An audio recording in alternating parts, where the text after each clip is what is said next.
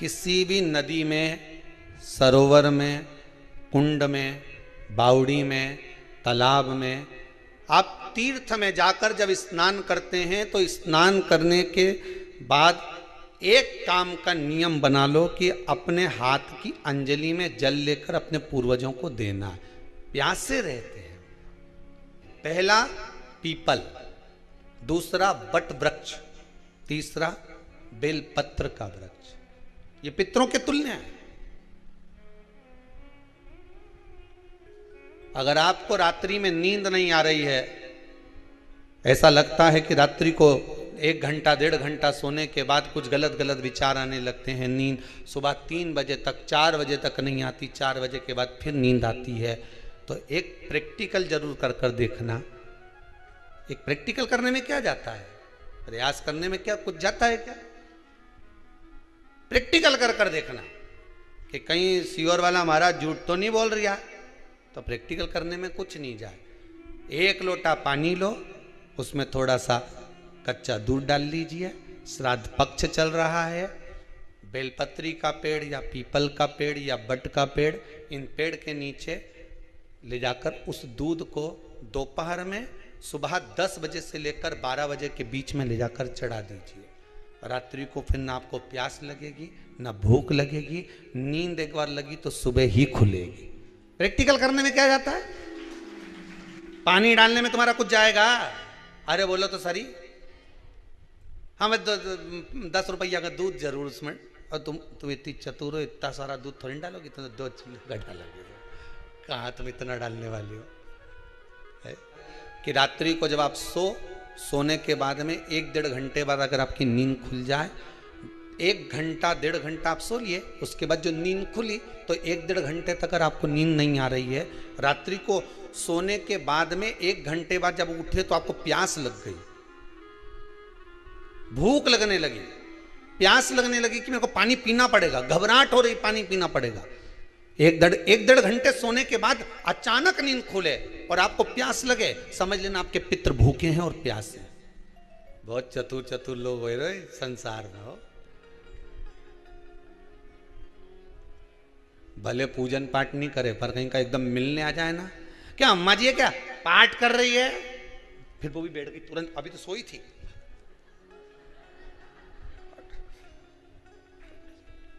तुरंत। क्या पंडित जी हैं क्या, उनसे थोड़ा सा काम है, अभी माला जप रहे हैं, मालूम पड़े पंडित जी तो आराम से सेव फल खा रहे थे।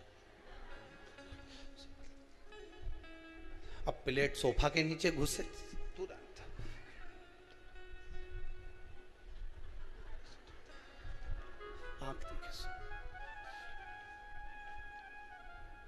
प्रैक्टिकल करने में क्या जाता है, कुछ भी नहीं बिगड़ेगा, ये तो बस जल डालोगे तुम्हारा ही कुछ अच्छा हो सकता है, बाबा की कृपा। तो रात्रि को अगर भूख लग रही है, प्यास लग रही है, तो पितृदोष। दूसरा पितृदोष का लक्षण बताया, घर में कोई शुभ कार्य ना हो, वंश की वृद्धि ना हो, 1 रुपये कमाओ 1.25 रुपये खर्च हो रहे हैं, पैसा 10 जगह से कमाई आ रही है पर घर में टिक नहीं पा रही है, आया गया, पितृदोष। जरा सी कटोरी पड़ी है उसके पीछे विवाद चालू हो जाए, पानी ढुल गया उसके पीछे विवाद हो जाए, या छोटी छोटी बात में घर में क्लेश मचा हुआ है, पितृदोष है। समझ लो हमारे पूर्वज हमसे खुश नहीं, प्रसन्न नहीं।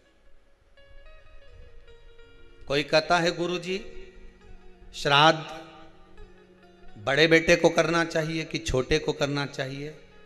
शिव महापुराण की कथा कहती है, अगर जायदाद का पूरा हिस्सा बड़े ने लिया हो और तुमने अपनी माता का दूध ना पिया हो तो एक ही को कर लेने दो। अगर माता का दूध पिया है और अगर एक अंगूठी भी ली है, जरा सा एक कपड़ा भी अगर सास का लिया है, तो श्राद्ध तो तुझे करना ही पड़ेगा, करना ही पड़ेगा। तूने मेरा दूध पिया है तो बिल्कुल जम के तो बोलो।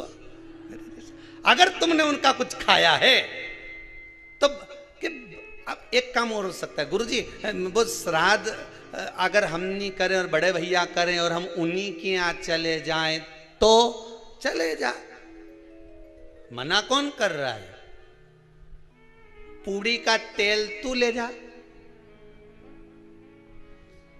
खीर का दूध 2 थैली तू खरीद के ले जा। जितना वहां वो सेवा करे उतनी सेवा तुम करो। गलत है क्या? जायदाद का भी तो हिस्सा किया था। सुई की नोक के बराबर नहीं दुआ ने, ईंट इधर खसकी है तो हमारी इधर खसका दीजिए। हमारी बसियत में इतना लिखा है तो फिर बसियत में ये भी लिख के जाना चाहिए। तब मैं तो क्यों सबके, तुम डरो मत ही रहे एक भी। जब छोरा छोरी के जब सब सामान, प्रॉपर्टी दो ना, जमीन दो ना, जायदाद दो ना, सारा सामान छोरा छोरी के दो, तो उनके लिख के भी जाओ कि हमारी श्राद्ध कर दे अच्छे से, नहीं तो भूतड़ी बन के सताऊंगी।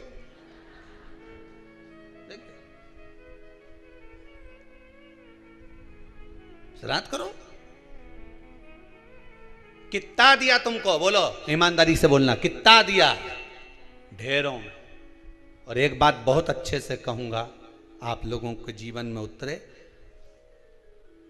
अगर मायके में भाई, मायके में भाभी, मायके के लोग अगर आपके माँ बाप का श्राद्ध नहीं करते हैं तो बेटी भी अपने माता पिता का श्राद्ध कर सकती है। उसने भी दूध पिया है अपने माता पिता का, पर वो श्राद्ध का भोजन कौन कराएगा? बेटी का पुत्र हो, बेटी की पुत्री हो, वो कराए। और नाम वो नाना नानी का ले ले, करे। अगर वो नहीं कर रहे हैं, वो नहीं संभालते, वो नहीं जानते, तो आप करो। 3 वृक्ष पितरों के तुल्य हैं। पहला, जम के बोलिए, पीपल। दूसरा वट वृक्ष। तीसरा बेलपत्री का वृक्ष। 3। पीपल के वृक्ष में 52,000 ब्राह्मण एक साथ निवास करते हैं, इसलिए पितृतुल्य है। वट वृक्ष ब्रह्मा जी के मस्तक से बना, इसलिए पितृतुल्य है। और बेलपत्री का वृक्ष माता पार्वती जी के अश्रु से बना। जब आंसू गिरे थे माता जगत जननी जगदम्बा पार्वती के, उस समय पर पितृलोक में हलचल उत्पन्न हो गई थी। हमारी नातिन की आंख में आंसू कैसे आ गए? मैनावती की पुत्री है, पितरों की नातिन, इसकी अश्रु कैसे गिर गए? पार्वती जी ने कहा, ये आंसू नहीं, मेरा पुण्य भाग प्रकट करती हूं बेलपत्री के रूप में। तो पितरों ने वर दिया था कि ये बेलपत्री का वृक्ष हमारा आशीर्वाद है, इसके नीचे अगर कोई दीप लगाता है, शिव को स्पर्श कर चढ़ाता है, उसके पितरों की शांति होगी। हम स्वयं उसको आशीर्वाद देने के लिए पधारेंगे। बेलपत्र का वृक्ष 2 भाग होते हैं।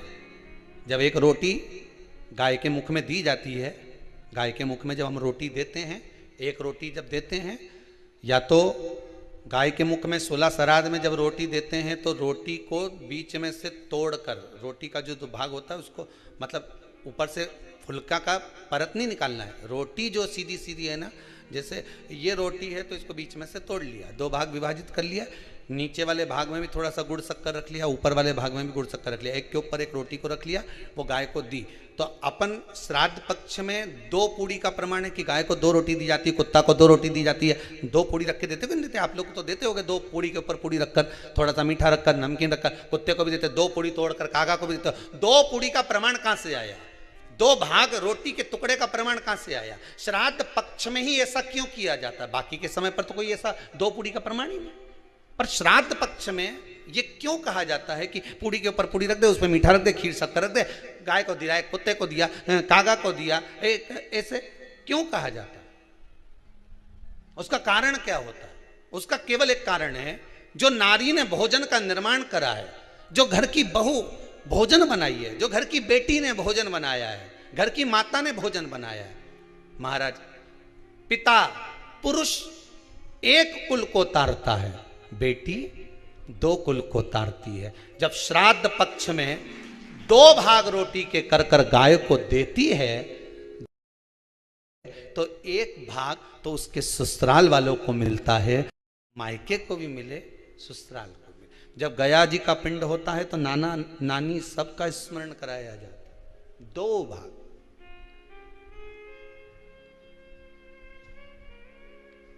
पुण्यता प्राप्त। अब लोगों को मालूम तो है नहीं कि 2 पूड़ी क्यों रखते हैं, उसका कारण वर्णित है शास्त्रों। दोनों पक्ष तारने के लिए, दोनों पक्ष का स्मरण कराने के लिए। महाराज बिंदु प्रेत योनि में पड़ा, चंचुला देवी उनके मोक्ष का प्रयोजन कर रही है, प्रयास कर। क्या करा जाए कि इनको मोक्ष मिल जाए? कहा शिव महापुराण की कथा। पार्वती मैया की सहेली बन गई और पार्वती मैया ने शिव महापुराण में प्रेत योनि से मुक्त होने के लिए कहा, तुम रुका जी के यहाँ जाओ, देवऋषि नारद के पास जाओ। नारद जी ने तुमरुका जी के पास भेज दिया। क्यों? नारद जी जानते हैं मैं कथा नहीं कह सकता, मैं कथा सुन सकता हूं पर कह नहीं सकता। कहने के लिए मुझे बैठना पड़ेगा, सुनने के लिए हो सकता है कि मैं चले जाऊं, वापिस आकर बैठ जाऊं।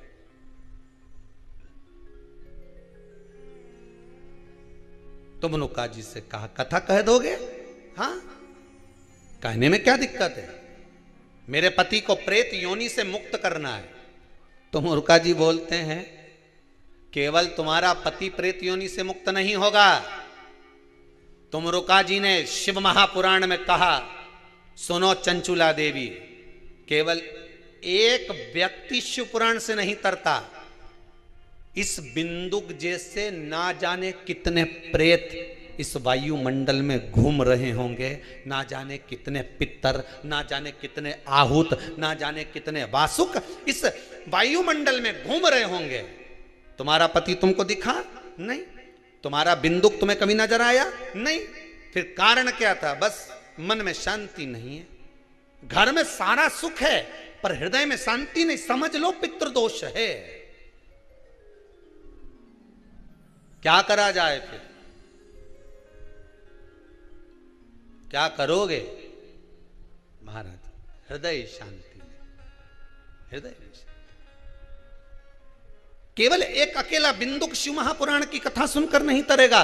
तुमरुका जी कहते हैं जिस समय पर मैं शिव महापुराण की कथा कहूंगा, सुनो चंचुला देवी, इस संसार के इस भूमंडल पर मृत्यु लोक में जितने भी जीव इस संसार सागर में भटक रहे होंगे, शिव महापुराण की कथा सुनकर वो भी तर जाएंगे। ये अकेली बिंदुक को तारने वाली नहीं है। इस मृत्यु लोक में जो विराजमान, आज भी नियम है महाराज, श्राद्ध का भोजन टेबल पर नहीं कराया जाता, श्राद्ध का भोजन ब्राह्मण को कुर्सी पर बिठाकर नहीं कराया जाता, श्राद्ध का भोजन किसी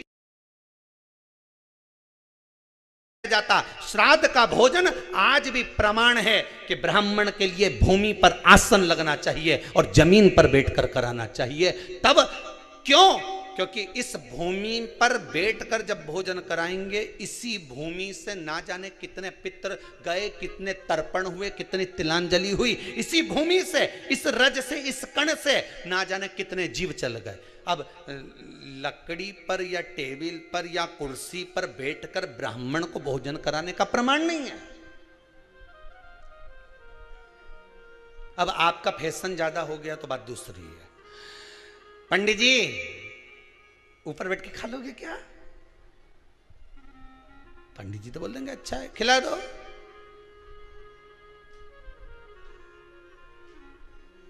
ऊपर बैठ के क्यों?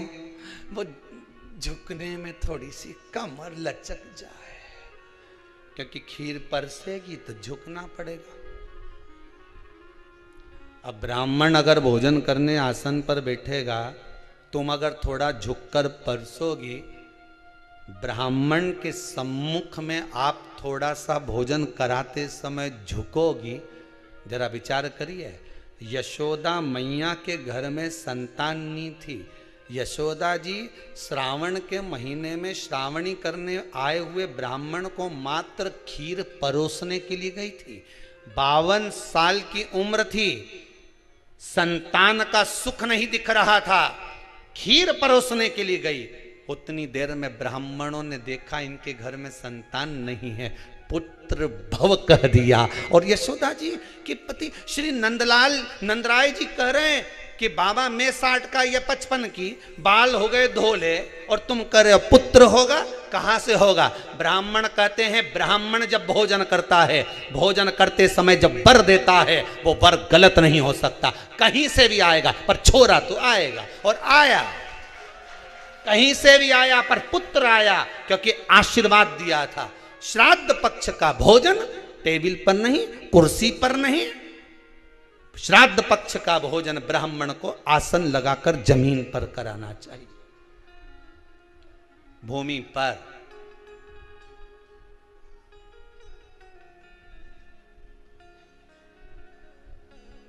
अब आजकल के ब्राह्मण भी थोड़े नीचे,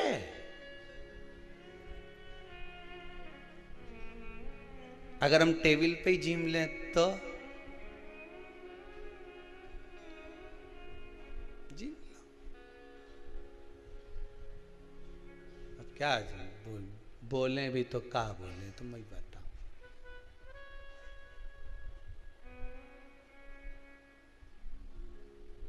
थोड़ा सा भाग भूमि का हो महाराज।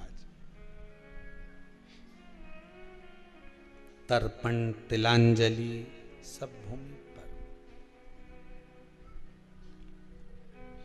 हम तो जो जजमान हवन करने के लिए भी जो जजमान लोग नाम लिखाए हैं पितरों के लिए, तो हम उनको भी कहते हैं कि कुर्सी पर बैठकर आहुति छोड़ने से अच्छा है आप बैठो मनानी पर, पहले सबसे पहले भूमि पर 10 मिनट बैठो, पर बैठकर आहुति छोड़ो, उसके बाद भले आप स्टूल लगाओ, कुर्सी लगाओ, आपकी मर्जी, पर 10 मिनट 5 मिनट तो आप भूमि पर बैठो उन जीवों के लिए,